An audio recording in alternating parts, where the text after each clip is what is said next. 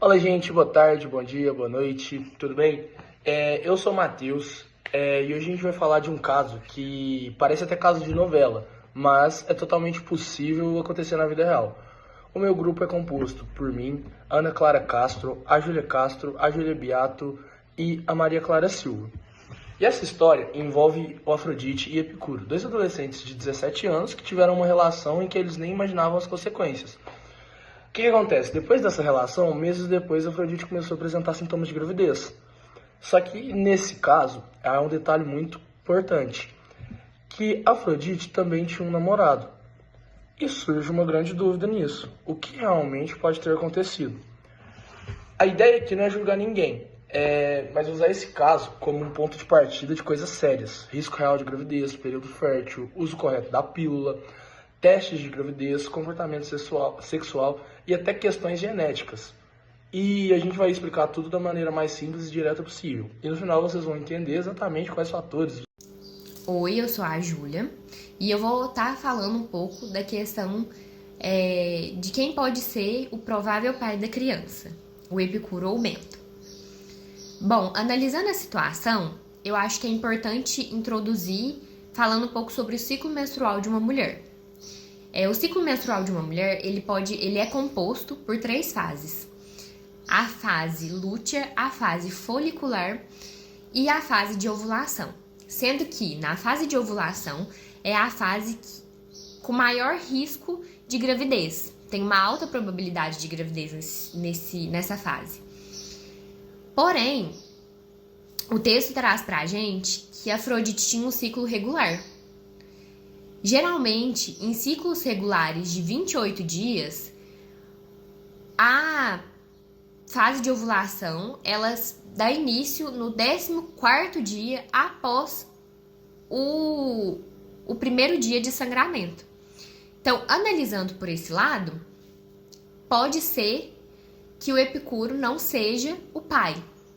Porém, é muito importante a gente ter em vista, né, o tempo de vida do espermatozoide.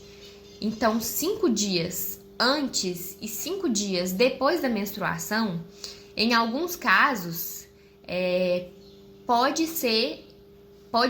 existir a chance de uma alta probabilidade de gravidez.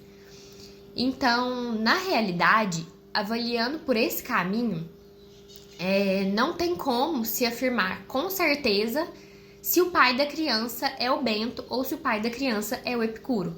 Até porque o texto não trouxe pra gente a relação certa, né, da Afrodite e do Bento. Então a gente não sabe quando foi a última relação deles, a gente não sabe quando foi o período. Então, na verdade, as informações fornecidas no texto, pra gente avaliar seguindo por esse caminho, elas não são suficientes. Então, nesse caso aqui, o correto, né, seria fazer um teste de DNA para afirmar com certeza quem é o pai. Olá, meu nome é Maria Clara e eu vou explicar sobre a questão como funcionam os exames para detectar gravidez. Tanto os testes rápidos quanto os exames clínicos. Bom, todos os exames têm o mesmo objetivo, que é identificar um hormônio chamado HCG, produzido logo no início da gestação. Quanto mais tempo passa, maior é o nível desse hormônio. Os testes rápidos de farmácia usam uma tira de reagente que reage o HCG na urina. Se tiver hormônio suficiente, aparece positivo. Se não tiver, aparece negativo. Eles funcionam melhor depois de um atraso menstrual. Podem dar negativo se forem feitos cedo demais, ou se a urina estiver diluída, ou se a quantidade de HCG estiver baixa. O exame feito no laboratório é sempre o mais confiável, que é o beta-HCG, feito no sangue. Ele consegue detectar quantidades muito pequenas do hormônio e confirma a gravidez logo nos primeiros dias.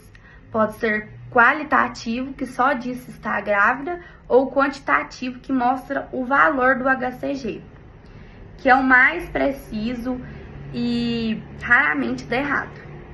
Por que o teste da história deu inconclusivo?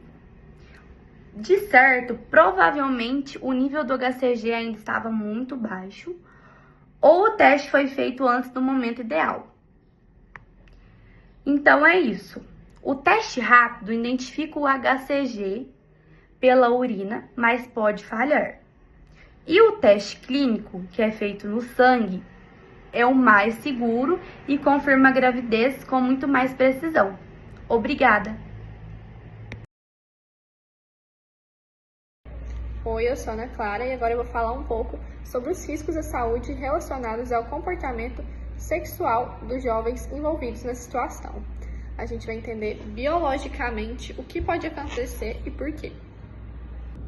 De início, a gente vai partir do pressuposto que não houve uso de preservativos nessa relação, já que a Afrodite engravidou mesmo fazendo o uso contínuo de pílulas anticoncepcionais.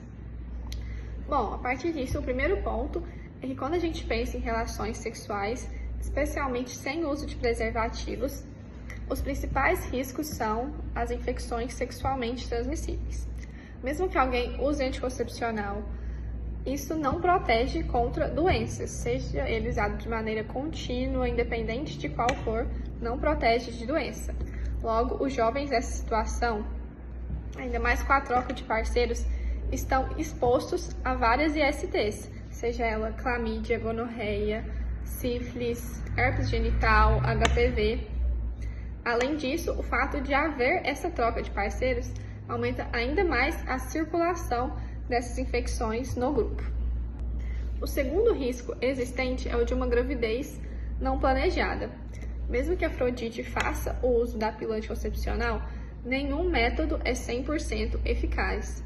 E com a ausência de camisinha e algum preservativo, a chance dessa gravidez não planejada acontecer é ainda maior. Isso pode gerar diversas mudanças físicas, emocionais e na vida de todos os indivíduos da situação. E por último, tem o risco para a saúde reprodutiva.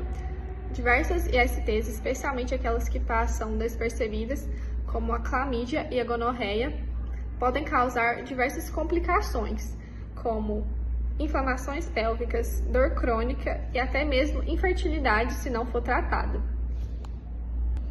Então, resumindo, a gente conclui que esse comportamento sexual deles oferece diversos riscos reais para todos os envolvidos.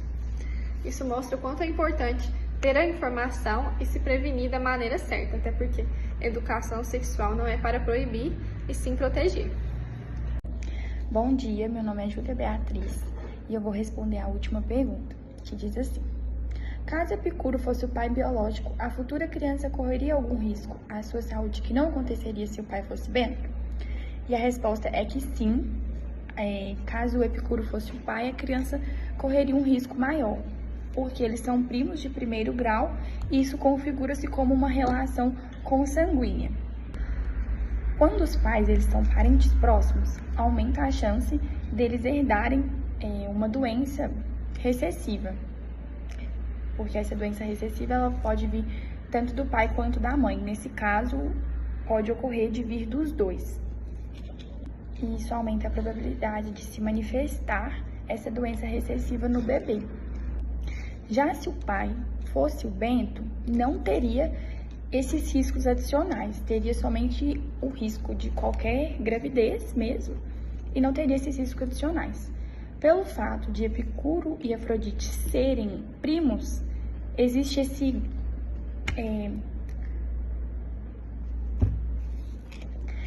esse risco, né, da criança portar uma doença recessiva.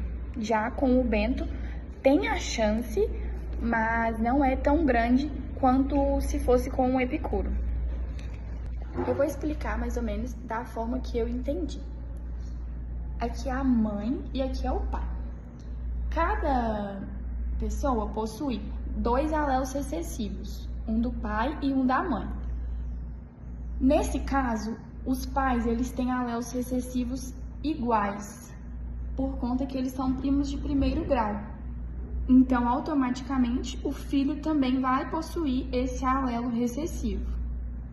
E algumas doenças são causadas por alelos recessivos. Então, a chance da criança portar esses dois alelos recessivos é muito grande. E nesses dois alelos recessivos possuir uma doença também é muito grande. Então, por mais que no pai ou na mãe eles portem a doença e neles não se manifesta, no filho pode ser que se manifesta. No caso de Afrodite e Bento, a chance deles terem dois alelos recessivos iguais é muito pequena. Já quando existe parentesco próximo, a chance de possuir um alelo recessivo é muito grande. Isso acontece porque a criança pode receber dois alelos recessivos iguais, fazendo com que a criança vire homozigota recessiva, que faz com que a doença se manifesta. Foi esse nosso trabalho, espero que você tenha gostado e todas as perguntas foram respondidas dentro das informações que foram passadas. Até mais!